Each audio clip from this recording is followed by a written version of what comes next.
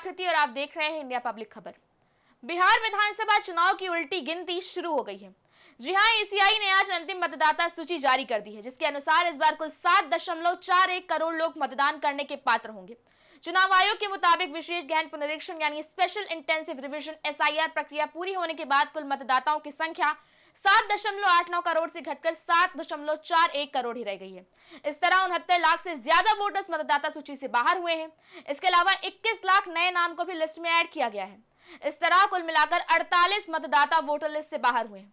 बता दें कि बिहार में आने वाले कुछ दिनों में ही विधानसभा चुनाव की तारीखों का भी ऐलान हो सकता है, लेकिन इससे पहले सबसे बड़ा सवाल जो पिछले कुछ दिनों से जोरों शोरों से उठकर सामने आ रहा है, एक ऐसा सवाल, एक ऐसा मुद्दा जो आपको, हमें, देश के हर एक नागरिक को बराबर कर देता है, जो हर एक भारतीय का हक है, और वो है 1 पर्सन 1 वोट, यानी कि एक आदमी एक वोट। लेकिन याद हो कि पिछले करीब 3 महीने से इस पूरे मुद्दे को लेकर भयंकर बवाल मचा हुआ है।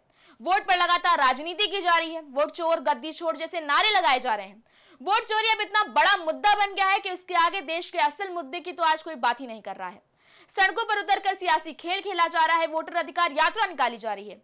ऐसा क्यों हुआ? क्योंकि बिहार में एसआईआर की प्रक्रिया शुरू की गई 3 महीने पहले, और तभी सभी दोनों ही तरफ से आरोप प्रत्यारोप का दौर चल रहा है। लेकिन अब सबसे बड़ा सवाल यह है कि अब जब वोटर लिस्ट जारी कर दी गई है, तो क्या इन सारी चीजों पर अब फुल स्टॉप लग जाएगा? इस पूरे मामले को विस्तार से जानेंगे, लेकिन उससे पहले जरा एक नजर वोटर लिस्ट के आंकड़ों पर डाल लेते हैं। आंकड़ों के लिहाज से देखा जाए तो इस वोटर लिस्ट में 3,92,07,000 पुरुष और 3,49,82,828 महिलाएं हैं। इसके अलावा राज्य भर में 1725 थर्ड जेंडर के मतदाता हैं।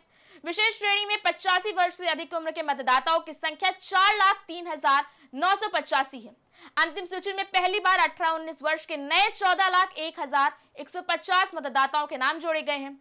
दिव्यांग मतदाताओं की संख्या 7,20,709 है। चुनाव आयोग ने बताया कि 24 जून को एसआईआर के समय से लेकर अंतिम मतदाता सूची तक कुल 69,30,817 मतदाताओं के नाम सूची से हटाए गए हैं। इसमें एसआईआर और दावा आपत्ति के माध्यम दोनों आंकड़े शामिल हैं। एसआईआर के बाद जारी अंतिम मतदाता सूची में कुल 21,53,343 नए मतदाताओं के नाम सूची में जोड़े गए हैं। एसआईआर शुरू होने से पहले मतदाता सूची में कुल 7,79,69,844 मतदाताओं के नाम शामिल थे। एसआईआर के दौरान 22,34,136 मतदाता मृत पाए गए, जबकि 6,85,000 मतदाताओं के नाम को दोहरी प्रविष्टि पाई गई थी। एसआईआर में कुल 36,44,949 मतदाता स्थायी रूप से ट्रांसफर पाए गए हैं। इस प्रकार एसआईआर में कुल 65,64,075 मतदाताओं के नाम मतदाता सूची से बाहर किए गए हैं। एसआईआर आरंभ होने के समय मतदाताओं की संख्या से अंतिम सूची के मतदाताओं की संख्या में कुल 47,77,487 मतदाताओं की कमी दर्ज हुई है। खैर, इन सभी चीजों के बीच एक सवाल जो पिछले कुछ महीनों से उठाया जा रहा था कि एसआईआर की प्रक्रिया पूरे देश में तो नहीं हुई, और पिछले साल जो चुनाव हुए थे उससे पहले भी नहीं कराया गया था। 22 साल बाद अब ये प्रक्रिया जमीन पर उतारी गई है। ऐसे में केवल बिहार को ही क्यों चुना गया?